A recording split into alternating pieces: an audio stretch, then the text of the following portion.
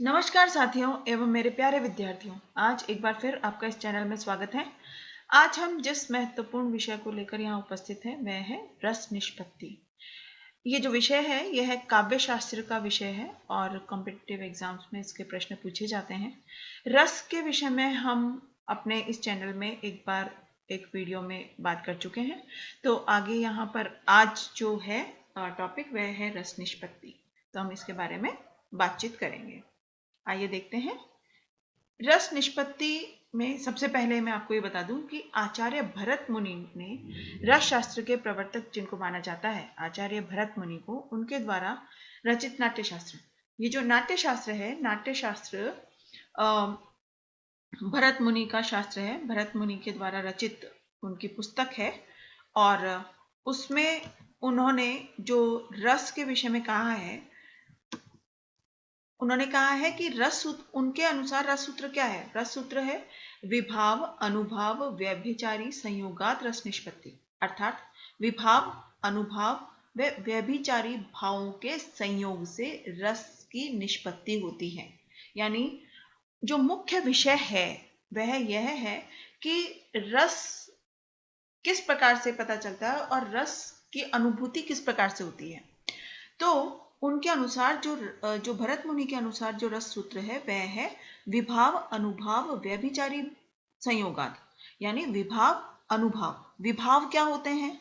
विभाव राम सीता इत्यादि विभाव होते हैं, और अनुभाव और व्यभिचारी के भावों के संयोग से रस की निष्पत्ति होती है, ये इन्होंने कहा है। जैसे कि विभाव अनुभाव व व्यभिचारी भावों के संयोग से रस की निष्पत्ति होती है, अर्थात इनके अनुसार जो रस के अवयव हैं वो क्या है? विभाव अनुभाव और व्यभिचारी भाव, ये तीनों रस के अवयव हैं।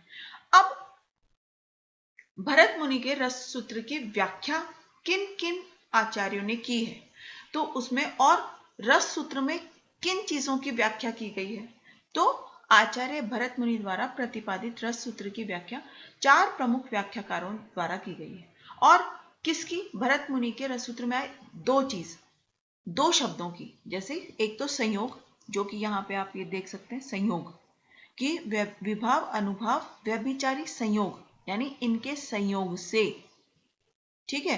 तो एक तो है संयोग और दूसरा है निष्पत्ति।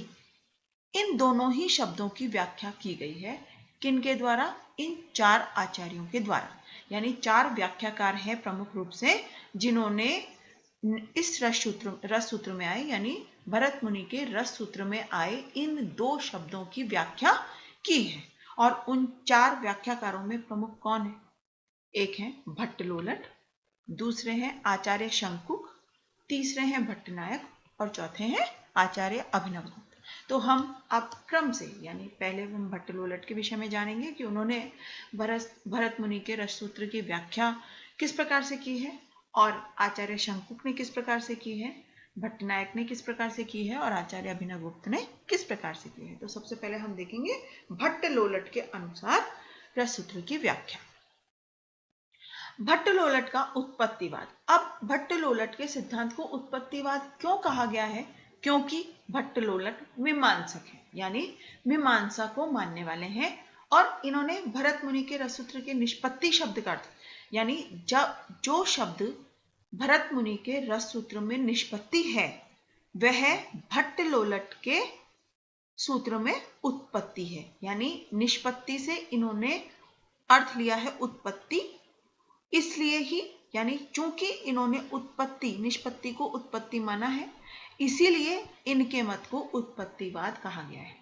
इन्होंने भरत मुनि के संयोग का अर्थ लिया है संबंध से, यानी जो भरत मुनि के रस सूत्र में जो संयोग शब्द है उसका अर्थ भट्टलोलट ने संबंध से लिया है। अब ये किस प्रकार का संबंध है? ये संबंध 3 प्रकार का होता है। कौन कौन सा?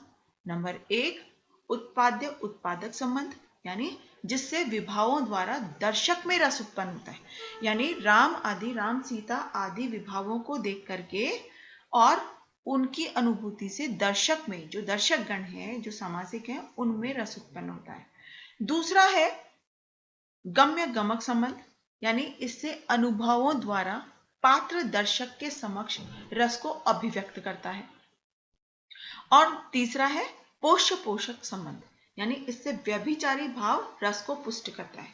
तो अब इन्होंने तीनों, आपने देखा कि इन्होंने तीनों चीजों से लिया है कि विभाव इत्यादि से, यानी अगर हम पहले जाएं तो विभाव आदि से जो सामासिक हैं, जो दर्शक हैं, उनमें रस उत्पन्न होता है। दूसरा है अनुभवों द्वारा पात्र दर्शक के समक्ष रस को अभिव्यक्त करता है। और तीसरा यानी व्यभिचारी भाव से रस को पुष्ट करता है। तो इस प्रकार से जो संबंध है, यानी भट्ट लोलट के जो संबंध है, संबंध किस किस प्रकार का है? 3 प्रकार का है। उत्पाद उत्पादक का संबंध, फिर गम्य गमक का संबंध, और तीसरा है पोषक पोषक संबंध। तो इस प्रकार से इन्होंने इसकी व्याख्या की है। आगे हम जाएंगे उत्पत्तिवाद की प्रमुख धारणाएं क्या क्या हैं।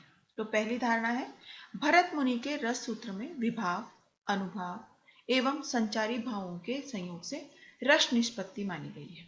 यानी रस की उत्पत्ति, रस की जो उत्पत्ति होती है वो किस प्रकार से होती है? तो भरत मुनि ने इस प्रकार से माना है। इसमें स्थायी भाव का उल्लेख नहीं है, जैसा कि आप देख सकते हैं कि विभाव है, अनुभव है, संचारी भाव भी हैं, लेकिन स्थायी भाव का उल्लेख नहीं है। जबकि रस निष्पत्ति का मूलाधार ही स्थायी भाव है। ये त्रुटि यानी उत्पत्तिवाद के अनुसार, या आप कह लीजिए भट्ट लोलट के अनुसार, ये भरत मुनि के रस सूत्र में एक प्रकार की त्रुटि है। और इसी त्रुटि को दूर करने हेतु भट्ट लोलट ने स्पष्ट किया है कि विभाव आदि तत्वों का संयोग स्थायी भावों से होता है,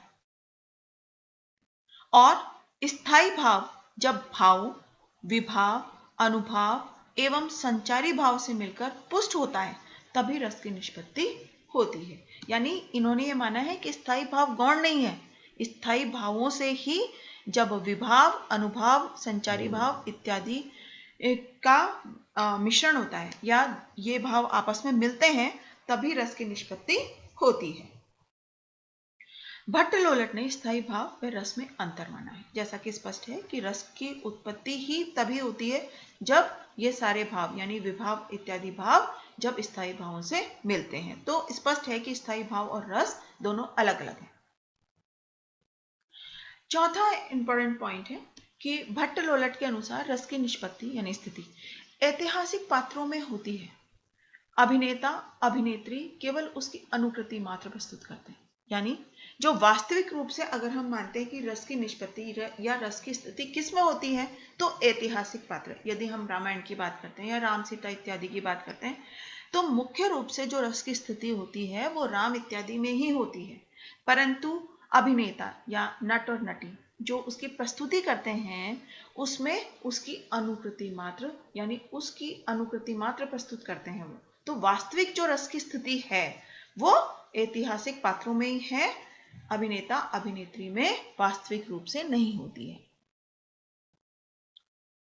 दूसरे मुख्य आचार्य हैं आचार्य शंकुक, जिनके सिद्धांत का नाम है अनुमितिवाद। क्यों अनुमितिवाद है, हम एक बार देख लेते हैं।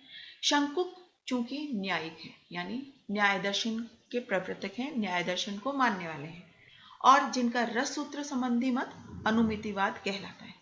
अनुमितिवाद को अनुमान सिद्धांत भी कहा गया है। इनके अनुसार निष्पत्ति का अर्थ अनुमिति है और संयोग का अर्थ है अनुमाप्य एवं अनुमापक, यानी विभावादि अनुमापक और रस अनुमाप्य हैं। किस प्रकार से हैं, आइए देखते हैं। अनुमितिवाद की जो मुख्य धारणाएं हैं वो है, पहला है शंकुक के अनुसार विभाव स्थायी भाव के कारण, अनुभाव कार्य तथा संचारी भाव उसके सहचारी है। शंकुक के मत में स्थायी भाव की प्रत्यक्ष प्रतीति असंभव है, उसकी प्रतीति विभाव, अनुभाव, संचारी भाव इत्यादि के द्वारा ही संभव है। तीसरा महत्वपूर्ण बिंदु है चित्र तुरंग न्याय द्वारा ज्ञान एवं धुआं अग्नि के उदाहरण द्वारा अनुमान की बातें शंकुक ने की हैं। तो नट के कुशल अभिनय को देख करके प्रेक्षक भ्रमवश नट में नायक का अनुमान कर लेता है। अब इस बिंदु को समझना आवश्यक है, जैसा कि इन्होंने कहा है कि चित्र तुरंग अर्थात चित्र को देख करके चित्र में बने हुए तुरंग, तुरंग यानी होता है घोड़ा, तुरंग यानी घोड़ा, तो चित्र में उपस्थित या चित्र में जो तुरंग यानी घोड़े का जो चित्र होता है उसको देख करके हम उसे घोड़ा मान लेते हैं। उसी प्रकार से, और जैसे पर्वत, इन्होंने इनके न्याय दर्शन के अनुसार ऐसा भी है कि पर्वत पर दूर से यदि हमें धुआं दिखाई देता है तो हम अनुमान कर लेते हैं कि धुआं है, अर्थात वहां पर अग्नि भी हो सकती है या अग्नि भी होगी। तो जहां जहां धुआं है वहां वहां अग्नि है। तो इस प्रकार का इन्होंने अनुमान, यानी इस प्रकार का ये अनुमान कर लेते हैं। तो उसी प्रकार से ये भी एक एग्जाम्पल है कि जिस प्रकार से चित्र में घोड़े को देख करके घोड़े का अनुमान कर लिया जाता है, उसी प्रकार से दर्शक नट में राम आदि की प्रतीति करके उसमें रति आदि भावों का अनुमान कर लेता है। तो वास्तविक रूप से अब हम कह सकते हैं कि नट के कुशल, क्योंकि उसमें अभिनय की कुशलता होती है, इसलिए भ्रमवश हमें पता ही नहीं चलता है कि हम वास्तविक रूप से नट और नटी को देख रहे हैं या अब सिर्फ अभिनय देख रहे हैं, वास्तविक रूप से इसे नहीं देख रहे हैं। तो भ्रमवश ही हमें ऐसा लगता है कि जैसे नट में नायक है, और नायक में, क्योंकि वास्तविक जो रस की स्थिति होती है वो नायक में होती है, लेकिन भ्रमवश हम उस रस की उपस्थिति नट में भी कर लेते हैं। तो ये इनका अनुमान सिद्धांत है कि अनुमान के द्वारा ऐसा होता है। तीसरे जो मुख्य व्याख्याकार हैं वो है भट्टनायक, और भट्टनायक भोगवादी हैं। क्योंकि भट्टनायक सांख्य दर्शन को मानने वाले हैं, अतः इन्हें सांख्यवादी कहा गया है, जिनका भरत मुनि के रस सूत्र संबंधी सिद्धांत भोगवाद कहलाता है। भोगवाद के अनुसार निष्पत्ति का अर्थ, अब आप यहां पे देख सकते हैं कि हम हर एक का, यानी भट्ट लोलट के अनुसार भी हमने समझाया कि निष्पत्ति का अर्थ, यानी भरत मुनि के रस सूत्र में उपस्थित निष्पत्ति शब्द का अर्थ भट्ट लोलट के अनुसार उत्पत्ति था, शंकुक के अनुसार अनुमिति था, और भट्टनायक के अनुसार इसका अर्थ भुक्ति है। ओके, और संयोग का अर्थ है भोज्य भोजक संबंध। तो जिस प्रकार से निष्पत्ति शब्द का अर्थ सभी व्याख्याकारों ने अपने अपने मत के अनुसार लिया है, उसी प्रकार से संयोग शब्द का अर्थ भी हर एक व्याख्याकार ने अपने अपने अनुसार लिया है। तो भट्टनायक के अनुसार संयोग का अर्थ क्या है? भोज्य भोजक संबंध। अब हम इनकी धारणाओं पे जाएंगे। इनकी मुख्य धारणाओं में भट्टनायक के अनुसार रस निष्पत्ति या काव्य आस्वादन की 3 प्रक्रियाएं हैं। पहली प्रक्रिया है अभिधा की प्रक्रिया, जो कि शब्द शक्तियां होती हैं। तो शब्द शक्ति में जो पहली शब्द शक्ति होती है अभिधा की प्रक्रिया वह है। और दूसरा है भावकत्व की प्रक्रिया यानी भावना, और तीसरा है भोजकत्व की प्रक्रिया या व्यापार। भट्टनायक की दृष्टि में विभाव आदि के साधारणीकृत होने पर सामाजिक या सहृदय में रजस तमस का शमन होने पर, यानी इन सब की ये जो 3 प्रकार के गुण माने जाते हैं बेसिकली, सत्वगुण, रजगुण और तमस गुण। तो जो सामाजिक यानी सहृदय यानी दर्शक में उपस्थित जो रजस गुण और तमस गुण होता है वह विभाव आदि के साधारणीकृत हो जाने पर इन रजस और तमस गुण की शांति हो जाती है, शमन हो जाता है, यानी ये गुण नष्ट हो जाते हैं और सत्व गुण उत्पन्न हो जाता है। तथा सत्वस्थ यानी सत्व गुण के स्थित हो जाने पर सामाजिक चिंता, द्वेष, ईर्ष्या इत्यादि से ऊपर उठकर, अब आप जैसा कि आप जानते हैं कि चिंता, द्वेष, ईर्ष्या इत्यादि ये कौन से गुण हैं? ये रजस और तमस गुण हैं।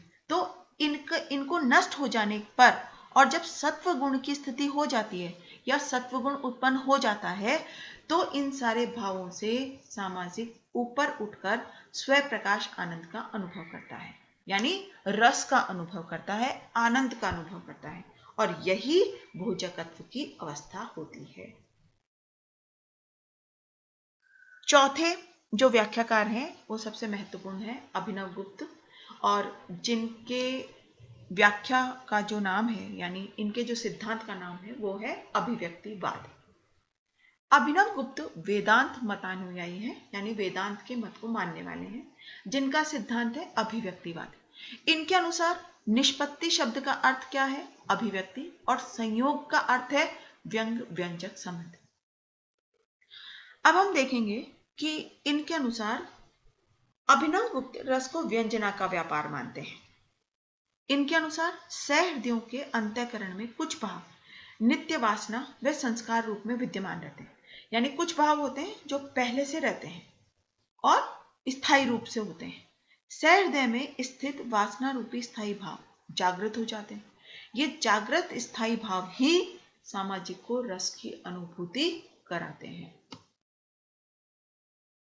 दूसरा है जैसे जल के छींटे देने से मिट्टी में व्याप्त।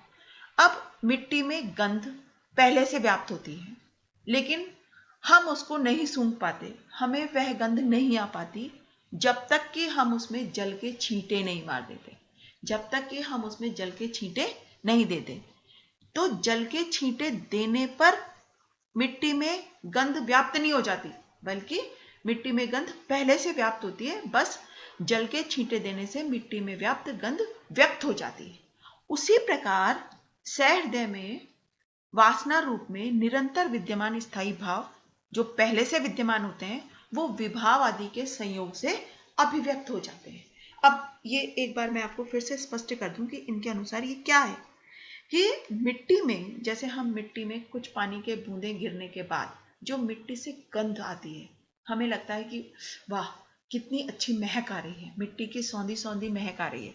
तो मिट्टी में वह गंध पहले से व्याप्त थी, बस ये जो जल के छींटे हैं उनके कारण से वो गंध हमें प्रतीत होने लगी।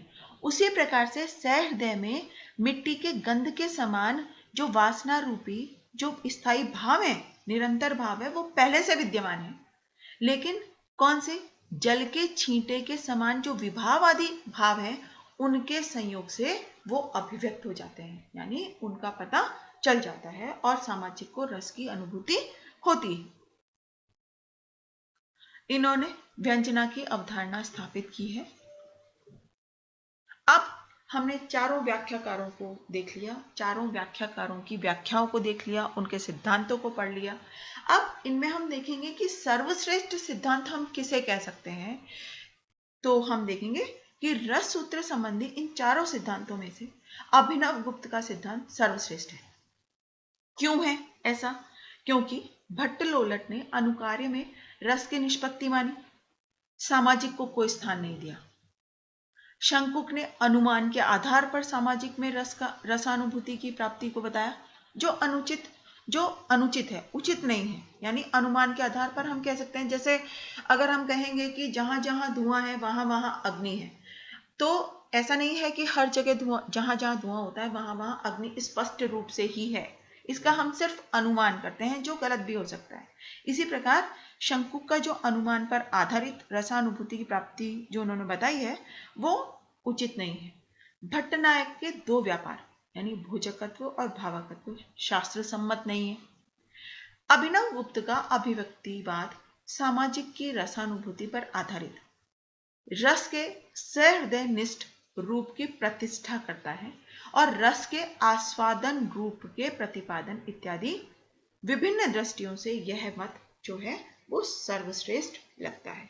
तो हम चारों व्याख्याकारों के मत पढ़ने के बाद, उनके सिद्धांत पढ़ने के बाद, हम इस निष्कर्ष पर पहुंचते हैं कि रस सूत्र संबंधी जितने भी सिद्धांत हैं उनमें अभिनव गुप्त का अभिव्यक्तिवाद सर्वश्रेष्ठ सिद्धांत माना जा सकता है। तो दोस्तों, आज की वीडियो में बस इतना ही। आगे भी हम अन्य विषयों को लेकर के यहाँ उपस्थित होते रहेंगे। तो यदि आपको यह वीडियो पसंद आया हो तो इसे लाइक करना न भूलें, और अभी तक यदि आपने यह चैनल सब्सक्राइब नहीं किया है तो इसे जल्दी से सब्सक्राइब कर लें। धन्यवाद।